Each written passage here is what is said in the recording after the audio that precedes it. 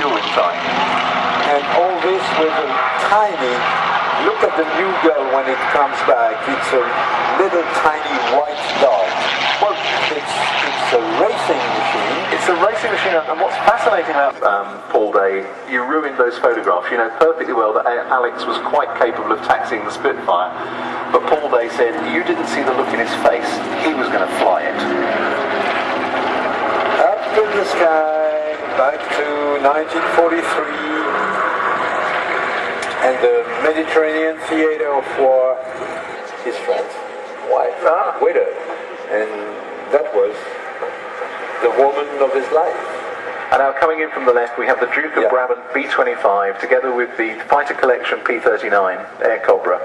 The B-25, this big twin-engine brute of an aircraft. And if you want to impress a girl saying, I'm a man and I fly a man aircraft, fly one like that.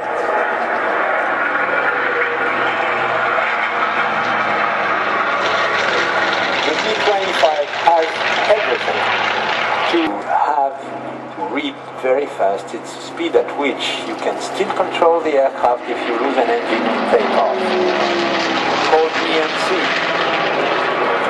Well, on a B-25, before you can lose an engine. Usually being a mid-engined aircraft, the engine is behind the pilot and the propeller is driven by a shaft that runs under the pilot's seat. Between his legs.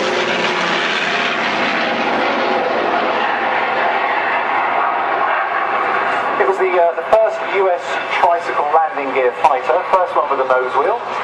It was also the first tricycle gear aircraft to ever land for the revenge flight after Pearl Harbor. I'm sure some of you and most of you have seen the film Pearl Harbor, and if you remember the end of the story, this medium bomber, which was good enough aerodynamically speaking to be able to take off from the carrier's deck after into a very strong wind. Now meanwhile, coming over the top of us is the Air Cobra, powered by a 1200 horsepower Allison engine. It's interesting, and it's an aeroplane that seems to divide pilots. Some pilots absolutely hated it. I believe some still do. To fight in Russia, and they were used as ground attack aircraft very, very successfully. It was very heavily armed.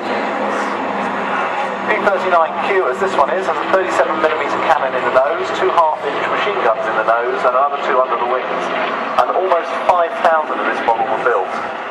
Bank, which means inverted, at the top of the arc, is something. Now it's a high-speed pass, which is well above 300 miles per hour. Listen to the sound.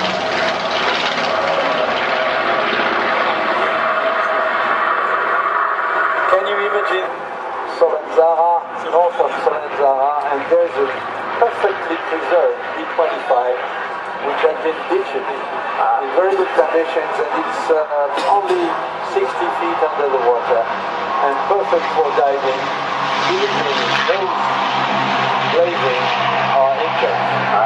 Here comes the B-17 and the Mustang.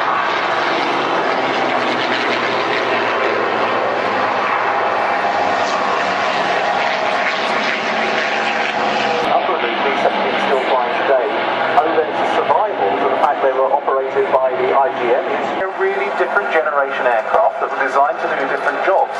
The B-17 was kept in service because it did make a very good high-altitude bomber over Germany.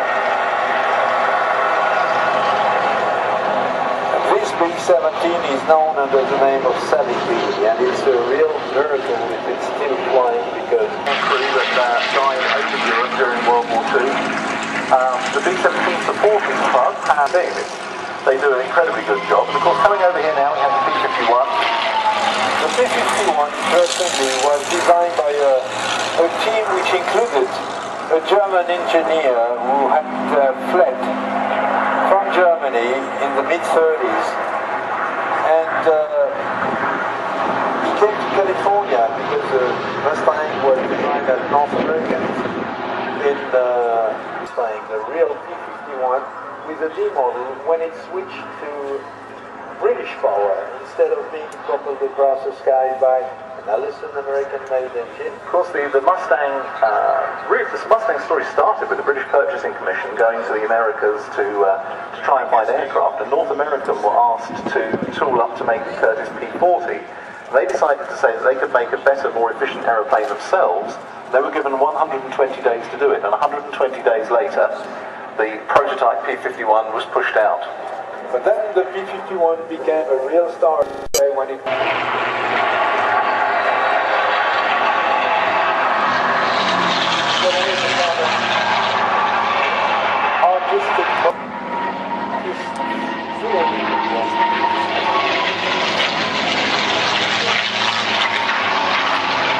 There's a lovely, satisfying sort of rattling bit about the P-51 as it comes past.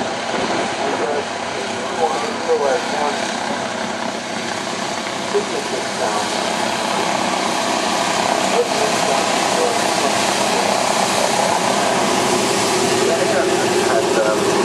half-inch machine guns on the wing, in the wing. You had 3 in each wing. Whenever positive angle of attack with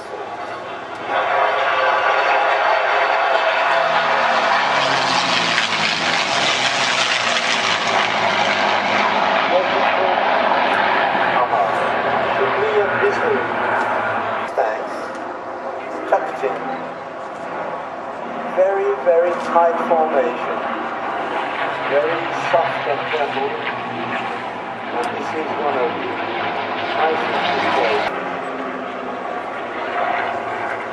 It has been said that the Mustang is probably the